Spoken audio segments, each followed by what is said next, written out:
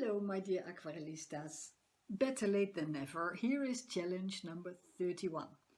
It is an experiment with pouring of watercolors, and pouring is a technique that people who work with acrylics often use. We've used it in my acrylics experiments class, and it was Selina who actually reminded me of it. In watercolors it has a different effect, and it's very similar to working wet in wet, but super fun to play with your colors that way. It is combinable with other techniques like ink and masking fluid or masking tape and doodling and lifting, but it's very original and impossible to copy.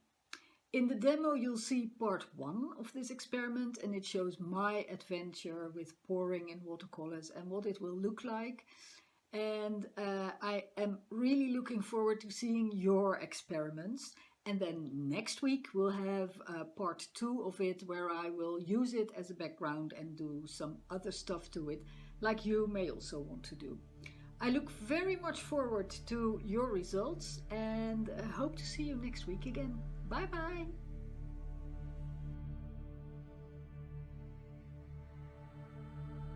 For the pouring you will need a spray so that you can make the surface wet, and maybe some masking fluid for if you have a subject and you want that to actually come out of the pour, and a pipette to add a couple of drops of color, and containers where you can pour the paint with. This paper is medium size, and you can also of course work really small, and then it's very fast and quick. You can do several, or you make them very big, but make sure you cover the workplace because this leaks and it stains.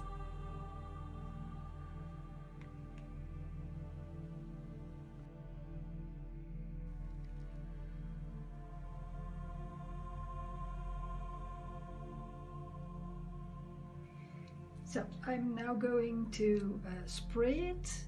Of course you can also wet the paper with a sponge or a big brush, but the nice thing with the spray is that it will be, with little water drops, and I prefer that for this pour this time. So right now I'm going to pour the colors, the ultramarine, the yellow, the Payne's Grey, and the Windsor Blue green shade, and I'll just pour them over this in a first layer.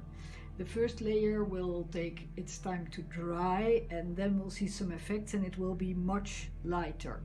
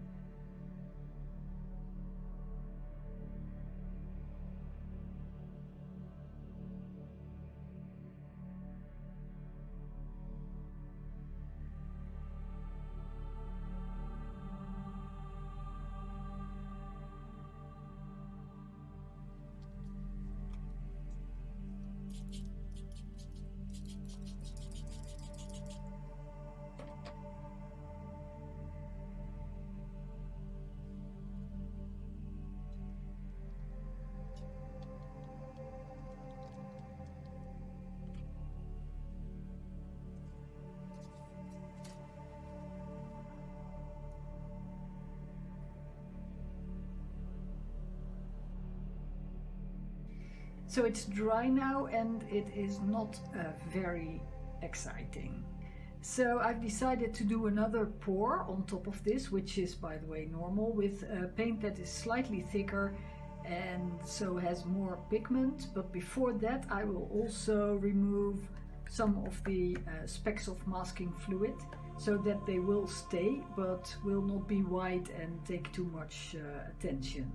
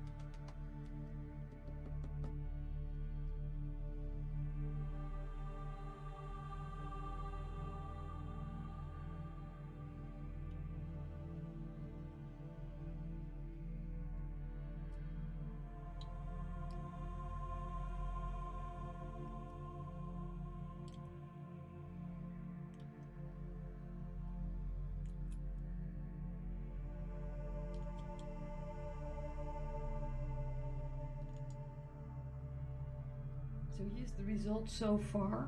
I'm not overly happy with it, but I will add one more layer just to see how that ends up.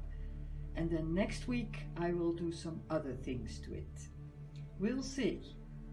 So the next thing I'll do is I'll add water, and on top of that a bit of Payne's Grey, not a bit, a lot. I'll pour Payne's Grey mixed with ultramarine. And I was thinking of using cutout shapes because I hope to do something with them next week, something like this. And by the way, I have removed some of the masking here, so the only white that will be in it will be here. Okay, we'll see.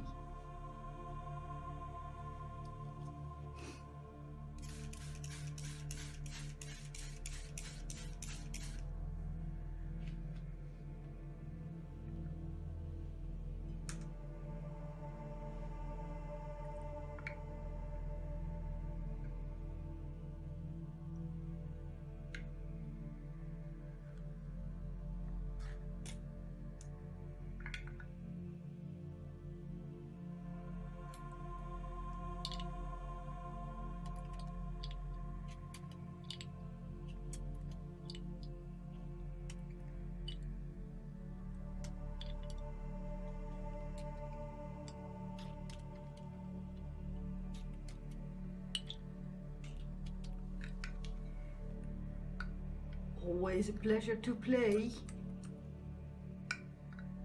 Okay, dry baby dry.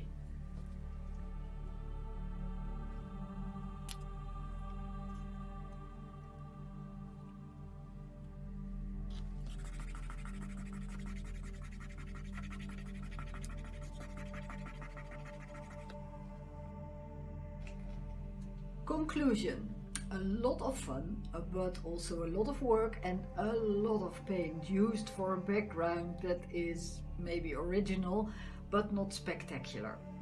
This technique, in my eyes, is actually much better suited for acrylics. Next week I'll paint more of these shapes on this and lift some paints also in the same shape, and who knows. So more in pouring part 2 next week.